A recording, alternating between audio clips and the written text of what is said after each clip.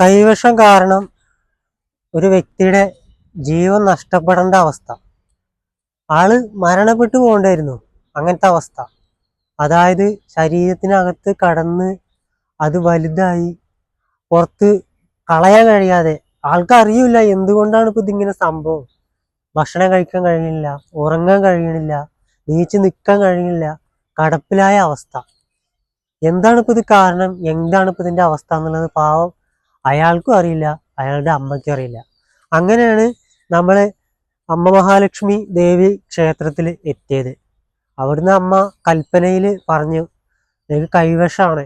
ആ കൈവശത്തിന് ഭസ്മം കൊടുത്ത് ആ ഭസ്മം കഴിച്ചതിന് ശേഷമാണ് ആള് ഛർദിച്ചത്. ആ കൈവശം, അതായത് ആ ദ്രാവകം പോലെ അത് ശരീരത്തിൽ നിന്ന് ഛർദിച്ച് കളഞ്ഞത്. ആ അവസ്ഥ ഭയങ്കര ദയനീയമായ അവസ്ഥയാണ്. അത് കണ്ടു കഴിഞ്ഞാൽ നമ്മൾ ആകെ മരവിച്ചു പോകും. വളരെ യാദൃശ്ചികമായി അറിയപ്പെട്ടിട്ടാണ് നമ്മളെ ക്ഷേത്രത്തിൽ ഇദ്ദേഹം എത്തിപ്പെട്ടത്. ഇവിടെ വന്നതിന് ശേഷമാണ് അമ്മ അവിടുന്ന് കൽപ്പനയിലൂടെ അതിൻ്റെ കറക്റ്റായ കാര്യങ്ങൾ പറഞ്ഞത്, കൈവശത്തിൻ്റെ കാര്യം. അതിനുശേഷമാണ് ആ ഭസ്മം കലക്കി കുടിച്ചതിന് ശേഷമാണ് ഈ കൈവശം അയാൾ ഛർദിച്ചത് അദ്ദേഹം. അതിനുശേഷമാണ് ഇപ്പോൾ അയാൾ ഈ നിവർന്ന് നിൽക്കുന്നത്. എൻ്റെ പേര് മണികണ്ഠനാണ്. ഇവിടെ വന്നിട്ട് എനിക്ക് കൈവശം കാരണം കൊണ്ടാണ് ഞാൻ ആകെ ബുദ്ധിമുട്ടിയത്. എല്ലാം തോറ്റിയതാണ്. കൈവശം കണ്ടു ഈ സാധനം ഒരു മൊബൈൽ വലിപ്പമുള്ളതൊക്കെയാണ്. അത് 4 എണ്ണമാണ് ഞാൻ ഛർദ്ദിച്ചു പോകുന്നത്. ഇതിലുള്ള പ്രയാസങ്ങൾ എനിക്ക് എന്താ വന്നതെന്ന് അറിയും.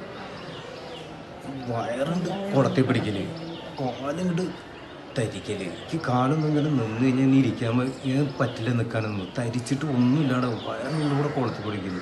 ഈ ഇതിൻ്റെ ഉള്ളിൽ നിന്നാണ് ഈ വലിയൊരു മൊബൈൽ പോലുള്ള ആ സാധനം കൊണ്ട് പോകുന്നത്. എൻ്റെ സൗണ്ട് പോയി മൊത്തം.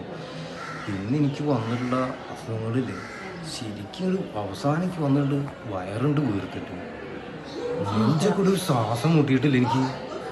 ശരിക്കും മരണം കിടപ്പിലായ ഒരവസ്ഥയിൽ ശരിക്കും മരണമാണ് ശരിക്കും ഞാൻ എൻ്റെ മുന്നിൽ കണ്ടത്. അങ്ങനത്തെ ഒരവസ്ഥയിൽ വേറെ സ്ഥലത്ത് പോയിട്ടാണ് ഇത് ഞാൻ ഛർദ്ദിച്ചു പോകുന്നത്. ആള് ഛർദ്ദിച്ചു എന്ന് അതുവരെയൊക്കെ ശരി. പിന്നെ അവിടെ ചെയ്തോളെ നമ്മളെ താഴ്ചയിൽ 3-4 ലക്ഷം കൊടുത്തു പോയത്, ലക്ഷങ്ങൾ പോയി. പക്ഷെ നമ്മുടെ ആസ്പത്രിയിൽ പോയിട്ടൊന്നും മാറാത്തതാണ്. അവരൊക്കെ ഓപ്പറേഷൻ വേണമെന്നാണ് പറഞ്ഞത്. വയറിൻ്റെ ഉള്ളിൽ മുഴയാണ്, ഇവിടെ മുഴയാണ്, ഓപ്പറേഷൻ വേണമെന്നാണ് അവർക്ക് പറഞ്ഞത്.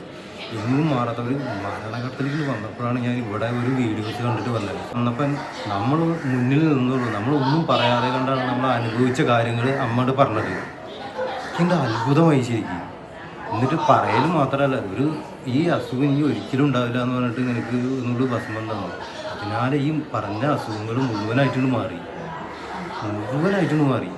ഇത് സത്യമാണ്. ഇവിടെ വന്നിട്ട് എന്തെങ്കിലും നുണ പറഞ്ഞു കഴിഞ്ഞാൽ അപ്പം ആ കൽപ്പനയിൽ ഇങ്ങോട്ട് പറയുകയാണ് നമ്മൾ. ഇവിടെ എൻ്റെ അനുഭവം മറ്റുള്ള ഒരാൾക്ക് ഉണ്ടാവരുത്. എൻ്റെ തുറന്ന സത്യമാണ് ഞാൻ പറയുന്നത്. നുണ ഒന്നും ഒരിക്കലും പറയണ്ട. നമ്മൾ നുണ പറയാൻ പറ്റില്ലല്ലോ. പറഞ്ഞു കഴിഞ്ഞാൽ അപ്പം അമ്മ കൽപ്പനയിലോട് പറയും നമ്മളോട്. ഇതെൻ്റെ ഈ അസുഖങ്ങൾ, ഇങ്ങനത്തെ ഒരു സംഭവങ്ങൾ കുറേ ആളുകൾക്കുണ്ടാവും. അവരൊക്കെ കഷ്ടപ്പെട്ട് കഴിയുന്നുണ്ടാവും. ഇവിടെ വന്നോളൂ. ഇവിടെ വന്നാൽ അമ്മ അടുത്ത് വന്നാൽ മാത്രമേ ഇത് ശരിയാവുള്ളൂ. ദയവായി ഇതിൽ നിങ്ങൾ ഒരു പ്രാവശ്യമെങ്കിലും ഇവിടെ വരണം എന്നാണ് എനിക്ക് പറയാനുള്ളത്. ഇവിടെ വന്നാൽ നിങ്ങൾ രക്ഷപ്പെടും. സത്യമാണ്, ഇവിടെ 100% സത്യം. ഒരിക്കലും നുണയല്ല, സത്യം. അമ്മ നിങ്ങളെ രക്ഷിക്കട്ടെ എന്നാണ്. അത് നിങ്ങൾ രക്ഷപ്പെട്ടത് കാണുമ്പോൾ എൻ്റെ സന്തോഷമാണ്.